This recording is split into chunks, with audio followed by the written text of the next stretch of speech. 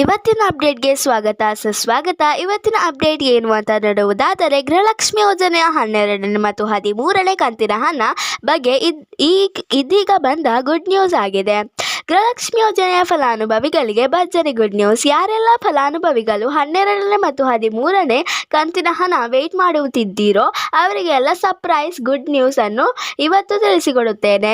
ಇಲ್ಲಿಯವರೆಗೆ ಎಲ್ಲ ಗೃಹಲಕ್ಷ್ಮಿ ಯೋಜನೆಯ ಎಲ್ಲ ಫಲಾನುಭವಿಗಳಿಗೆ 11ನೇ ಕಂತಿನವರೆಗೆ ಹಣ ಜಮಾ ಆಗಿರುತ್ತದೆ. ಇನ್ನು 12ನೇ ಮತ್ತು 13ನೇ ಹಣಕ್ಕೆ ನೀವು ಯಾವಾಗಲೂ ಬ್ಯಾಂಕ್ಗೆ ಹೋಗಿ ನಿಮ್ಮ ಪಾಸ್ಬುಕ್ ಚೆಕ್ ಮಾಡಿಕೊಳ್ಳುತ್ತಾನೆ ಇದ್ದೀರಾ. 12ನೇ ಮತ್ತು 13ನೇ ಕಂತಿನ ಹಣಕ್ಕೆ ಯಾರೆಲ್ಲ ವೇಟ್ ಮಾಡುತ್ತಿದ್ದೀರೋ ಅವರಿಗೆ ನೋಡಲೇಬೇಕು. ಈ ವಿಡಿಯೋವನ್ನು ಮಿಸ್ ಮಾಡದೆ ಕೊನೆ ತನಕ ನೋಡಿ. ಅದಕ್ಕಿಂತ ಮುಂಚೆ ಯಾರೆಲ್ಲ ನಮ್ಮ ಚಾನಲ್ಗೆ ಸಬ್ಸ್ಕ್ರೈಬ್ ಮಾಡದೇ ನೋಡುತ್ತಿದ್ದಾರೋ ಪ್ಲೀಸ್ ನಮ್ಮ ಚಾನಲ್ಗೆ ಸಬ್ಸ್ಕ್ರೈಬ್ ಮಾಡುವುದನ್ನು ಮರೆಯಬೇಡಿ. ಇದಕ್ಕಿಂತ ಮುಂಚೆ ಯಾರೆಲ್ಲ ನಮ್ಮ ಚಾನಲ್ಗೆ ಸಬ್ಸ್ಕ್ರೈಬ್ ಮಾಡಿದ್ದೀರೋ ಅವರಿಗೆ ನನ್ನ ತುಂಬ ಹೃದಯದ ಧನ್ಯವಾದಗಳು. ಗೃಹಲಕ್ಷ್ಮಿ ಯೋಜನೆಯ ಫಲಾನುಭವಿಗಳು 12ನೇ ಮತ್ತು 13ನೇ ಕಂತಿನ ಹಣಕ್ಕೆ ಸಾಕಷ್ಟು ಫಲಾನುಭವಿಗಳು ವೇಟ್ ಮಾಡುತ್ತಾನೆ ಇದ್ದೀರಾ.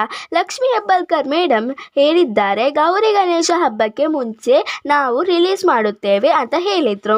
ಆದರೆ ಬ್ಯಾಂಕ್ ಖಾತೆಗೆ ಹಣ ರಿಸೀವ್ ಆಗಲಿಲ್ಲ. ನಾನು ಈಗಾಗಲೇ ಸಿದ್ದರಾಮಯ್ಯ ಸರ್ ಹತ್ರ ಮನವಿ ಮಾಡಿಕೊಂಡಿದ್ದೇನೆ.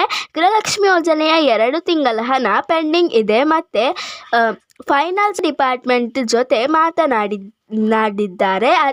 ಅತಿ ಶೀಘ್ರದಲ್ಲೇ ನಿಮಗೆ ಗೃಹಲಕ್ಷ್ಮಿ ಯೋಜನೆಯ ಹಣ ಜಮಾ ಆಗುತ್ತೆ ಅಂತ ಲಕ್ಷ್ಮಿ ಹೆಬ್ಬಾಳ್ಕರ್ ಮೇಡಮ್ ತಿಳಿಸಿದ್ದಾರೆ. ಫಲಾನುಭವಿಗಳು ಸ್ವಲ್ಪ ತಾಳ್ಮೆಯಿಂದ ಇರಿ. ಈ ತಿಂಗಳ ಒಳಗಡೆ ನಿಮಗೆ 12ನೇ ಮತ್ತು 13ನೇ ಕಂತಿನ ಹಣ ಜಮೆ ಆಗುತ್ತೆ. ಇಲ್ಲಿಗೆ ವಿಡಿಯೋ ಮುಗಿಯುತ್ತದೆ. ಈ ವಿಡಿಯೋ ನಿಮಗೆ ಇಷ್ಟವಾದರೆ ಪ್ಲೀಸ್ ಲೈಕ್ ಮಾಡಿ ಮತ್ತು ನಿಮ್ಮ ಫ್ರೆಂಡ್ಸ್ ಆ್ಯಂಡ್ ಫ್ಯಾಮಿಲಿ ಜೊತೆ ಶೇರ್ ಮಾಡಿ ಮತ್ತು ನಮ್ಮ ಚಾನಲನ್ನು ಪ್ಲೀಸ್ ಸಬ್ಸ್ಕ್ರೈಬ್ ಕೂಡ ಮಾಡಿ. See you with the new video.